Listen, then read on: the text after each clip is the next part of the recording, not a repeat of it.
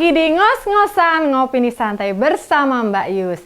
Nih kali ini ngomongin rahasia negara menurut Eyang Omon-Omon alias Opawo. Yuk! Ternyata rahasia negara itu anggaran singkong triliunan rupiah, tapi gagal tumbuh mundur, Wir. Rahasia negara itu juga termasuk menanam jagung dalam polybag di lahan gambut food estate sana. Badalah. Kalau cuma nanam di polybag ya aja nggak perlu ke food estate gitu loh. Di rumah susun juga bisa. Mundur, Wir. Nyamping malah. Ternyata saudara-saudara, eda-eda, tante-tante, om-om, ya kan, pak-de, bude-bude, ini rahasia negara yang paling penting. Ternyata Opawo punya tanah sampai 500.000 hektar. 500.000 hektar, saudara-saudara. Sampean-sampean ini yang sehari-hari tinggal di RSSSSS-nya tidak terhingga. Rumah sangat sederhana, sempit, susah selonjor, ya kan? Pasti Rito. Ayo ngaku. Pantesan Opawo marah waktu Pak Anies bilang kalau Opawo punya tanah 340.000 hektar.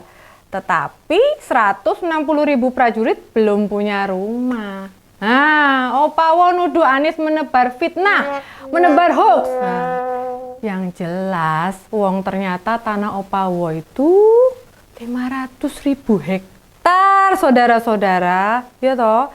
Nah, luas tanah Opawo sama dengan 107 kali luas kota Solo. Kota yang saat ini dipimpin sama siapa? Mas Samsul. Dianto.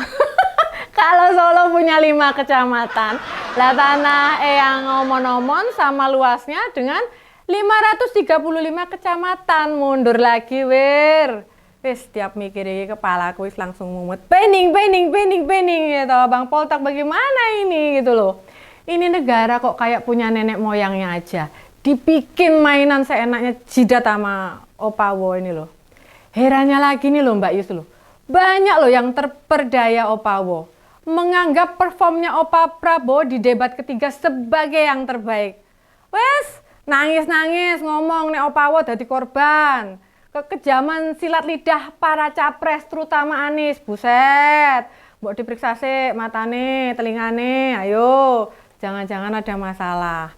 Jadi nggak bisa melihat dan menimbang dengan jernih. Makanya tergoda makan siang dan susu gratis. Nah, tergoda pula lah sapi impor. Tahu nggak? Tanaman aja gagal tumbuh kalau yang ngurus Opawo. Boro-boro tumbuh subur. Untuk lihat food estate. Lihat aja tuh food estate gimana nasibnya.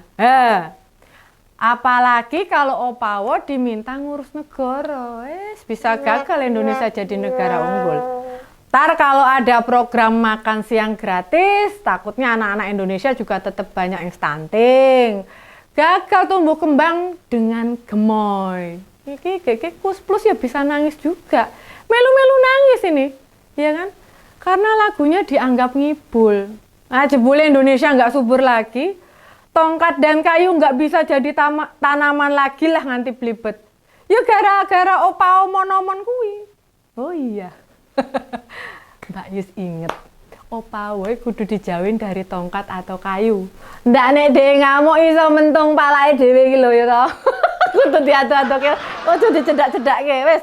Jangan dideket-deketin hal-hal seperti itu lah Opawo, bahaya. Opawo mestinya nggak usah repot-repot ikut kontestasi Pilpres. Berat Opa, nggak akan kuat ngono lho. Wes jangan. Wes gini, kita balik serius sedikit ya. Kita kan semua tahu Opawo itu punya masalah dengan pengendalian diri. Makanya suka ngamuk. Ngamuknya bisa dengan cara pukul-pukul meja, gebrak-gebrak meja, cengkrem-cengkrem bajunya Pak Bahlil kemarin tuh, atau berkata sengak dan sinis. Nah, bayangin kalau dia jadi presiden. Terus Opa mendadak jengkel sama Vladimir Putin misalkan. Mas Putin, Anda tidak pantas bicara etik. Nah, lah berapa coba? Bisa-bisa merusak diplomasi luar negeri. Resikonya perang. Bukan sekadar Putin menyerang kuda-kuda di Hambalang. Kayak Opa raiso nari-nari hoa-hoe ning dhuwur jaran, ya toh? Nih, masalah psikis opa lainnya soal kebiasaan ngeles. Nah, nggak tanggung jawab. Dalam debat Pilpres kemarin, Prabowo ngeles bilang nggak mau buka data dalam debat. Alasannya rahasia negara. Dengan Anies malah Opawo sampai emosi, mengatakan Anies tidak pantas bicara etik. Loh, Pak Ganjar sendiri membuat Opawo megap-megap. Karena menanyakan indeks pertahanan Indonesia yang menurun. Hanya 65,49% dari target 79%. Pak Ganjar sakjane iki gur njaluk Opawo memberikan solusi ngono lho atas masalah itu tuh gimana. Tapi Opawo auto ngeles. Katanya semua rencana yang ia ajukan perlu persetujuan Menteri Keuangan.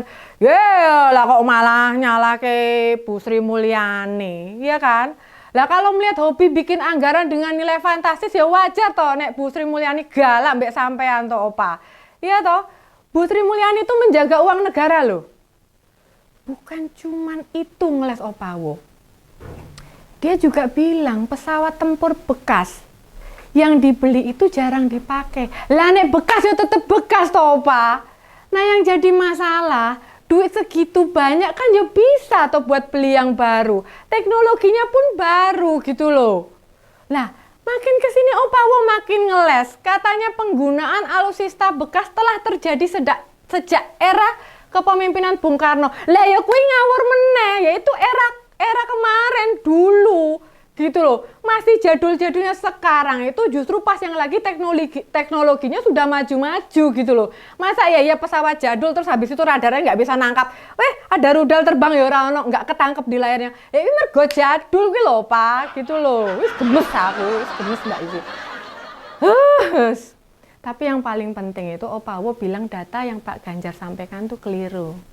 Wow, lah yo maaf Opawo. Ini terpaksa Pak Ganjar meminta bantahan Pak Prabowo itu dibuka dengan bukti yang konkret. Silahkan dibantah dalam debat capres itu. Opawo makin megap-megap. Ngeles lagi dengan bilang bisa membantah data Pak Ganjar dengan gamblang. Mong sayang, waktu ini terbatas. Lah, terus Opawo ngajak Pak Ganjar ketemuan untuk menjelaskan bantahannya. Kelanjutannya kita semua udah tahu. Opawo makin ngeles terus ya toh. Oh, enggak bisa. Saya tidak dikasih waktu. Jadi Anda tidak fair. Anda minta saya kasih penjelasan yang begitu rumit, tapi waktu saya terbatas. Walah Opa. Lah ini ibarat anak sekolah ikut ujian enggak bisa jawab terus bilang ke gurunya. Nanti saya jawab sambil kita ngopi ya Pak, sambil ngopi ya Bu. Dari situ kita semua tahu hobi ngeles, ngamukan, identik dengan halu, nggak bisa menerima kekalahan gitu kan. Paham kan kenapa Opawo itu sangat hobi banget nyapres? Ya karena memang nggak paham kalau rakyat Indonesia itu sebenarnya nggak menghendaki dia. Maaf loh Pak, ini maaf loh Mbak Yus, maaf loh. Terpaksa Mbak Yus terus terang. Nah, termasuk lagi soal diksi gemoy yang dipilih untuk Opawo dalam kampanyenya. Itu bukti Opawo nggak bisa menerima kenyataan kalau dirinya itu udah sepuh. Kesehatannya tidak prima. Seharusnya menikmati hari tua bersama keluarga, ya toh. Kalau Opawo orang yang sudah bisa berdamai dengan dirinya, pasti milih pensiun dengan tenang di Hambalang. Tapi soal isu penculikan dan penyiksaan yang katanya dilakukan Opawo, jangan-jangan bener kali ya? Kan Opa hobi ngeles. Beda sama Mbak Yus yang suka ngajak ngos-ngosan ngopini santai, ya kan? Oke, sekian ngos-ngosan ngopini santai bersama Mbak Yus. Ketemu lagi di ngos-ngosan berikutnya. Bye!